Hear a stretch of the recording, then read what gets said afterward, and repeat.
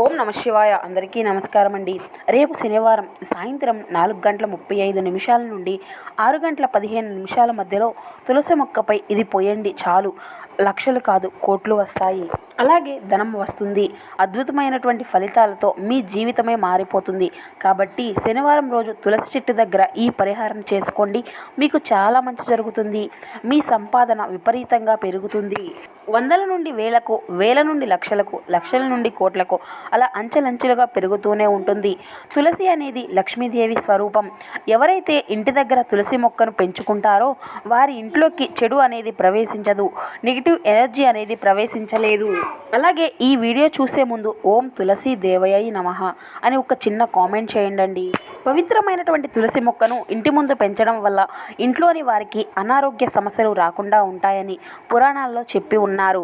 కనుక అందరూ కూడా ఇంటి దగ్గర తులసి మొక్కను పెంచుకోండి. మీరు ఆ తులసి మొక్కకు పూజలు చేయకపోయినా పర్వాలేదు, తులసిని మాత్రం పెంచండి.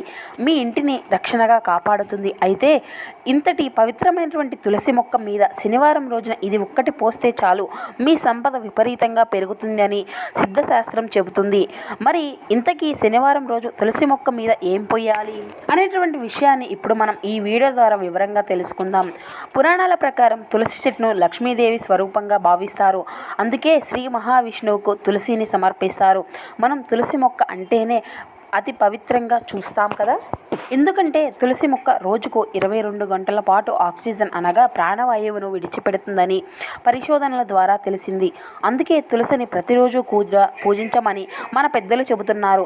మన పూర్వీకులు కూడా భక్తి శ్రద్ధలతో తులసిని పూజించమంటున్నారు. అంటే అందులో ఆధ్యాత్మిక, ఆరోగ్య, వైజ్ఞానిక కారణాలు తప్పకుండా ఉంటాయి. సాధారణంగా అన్ని మొక్కలు, చెట్లు ఉదయం మొత్తం కూడా కార్బన్ డైఆక్సైడ్ను పీల్చుకొని ఆక్సిజన్ను వదులుతాయి. రాత్రి సమయంలో ఉదయం తాము పీల్చుకున్నటువంటి కార్బన్ డైఆక్సైడ్ మొత్తాన్ని కూడా పర్యావరణంలోకి విడిచిపెడతాయి. కానీ తులసి మొక్క మాత్రం రోజులో 22 గంటల పాటు ఆక్సిజన్ను అనగా ప్రాణవాయువును విడిచిపెడుతుందని పరిశోధనల్లో తెలపబడింది. అదేవిధంగా వృక్ష జాతుల్లో ఇంత ప్రత్యేకమైనటువంటి ఈ మొక్కకు ఏది కూడా లేదు సాటి అనేది. ఇక తులసి మొక్క ఔషధమని, తులసిలో ప్రతి భాగము కూడా ఆయుర్వేద చికిత్సలో వాడుతారు. తులసి వాసన వ్యాపించినంత మేర కూడా ఈగలు, దోమలు, పాములు రావు. అందుకే మన సాంప్రదాయాల్లో ఇంటి ముందు, వెనుక కూడా తులసి మొక్కలను పెట్టి పూజించమంటున్నారు. అదేవిధంగా ఈ యొక్క తులసి ఎంత గొప్పదంటే తులసి వనంలో పెట్టినటువంటి శవం తొందరగా చెడిపోదని మన ఆయుర్వేద గ్రంథాలు చెప్పాయి. అదేవిధంగా తులసి చెట్టు కాలుష్య ప్రభావాన్ని తగ్గిస్తుంది. రోజు రోజుకు పెరుగుతున్నటువంటి ఈ కాలుష్యం జీవనంలో కనీసం మనిషికి ఒక తులసి మొక్కనైనా పెంచుకోవాలి. గుడిలో మనకు ఇచ్చేటువంటి తీర్థంలో తులసి ఆకులను ఉపయోగిస్తున్నారు.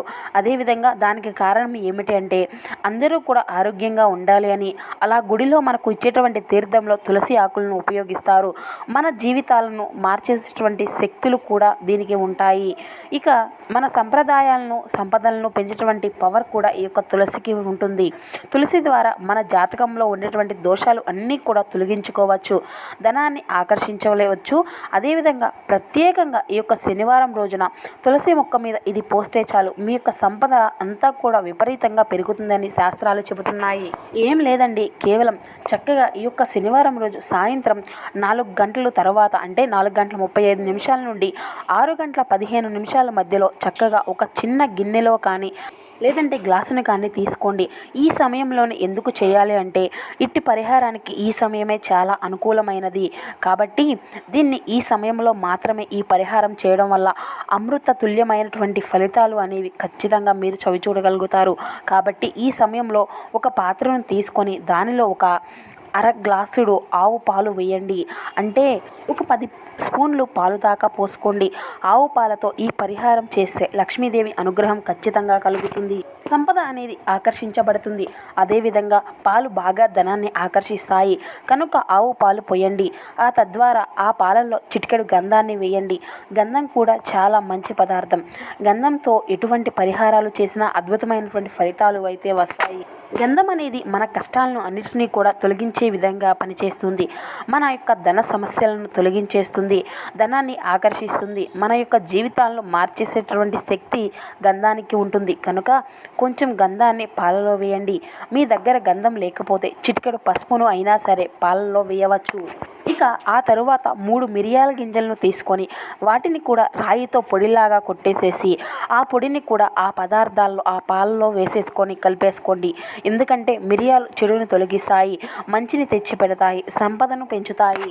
ఇక చివరిలో 7 ధనియాలను తీసుకొని వాటిని కూడా బాగా పొడి చేసి ఆ పాలలో కలపండి. ఆ తర్వాత వీటన్నిటిని కూడా బాగా మిక్స్ చేసి తీసుకొని వెళ్ళి మీరు పూజలు చేసేటువంటి తులసి మొక్క మీద పోసేసేయండి. అంటే ఆ పాలను మీ చేతిలో నుండి తీసి చల్లేసేయండి. అయితే వాటన్నిటినీ కూడా అలా అయిపోయే వరకు చెట్టు మీద చల్లండి. అలా చల్లిన తర్వాత మనస్ఫూర్తిగా నమస్కారం చేసుకొని మీ కోరికను తులసి మొక్కతో చెప్పుకోండి. ఆడవారు మగవారు ఎవరైనా సరే ఈ పరిహారం చేసుకోవచ్చు. కానీ ఈ పరిహారం చేసే ముందు ఖచ్చితంగా శుచిగా స్నానం చేయాలి.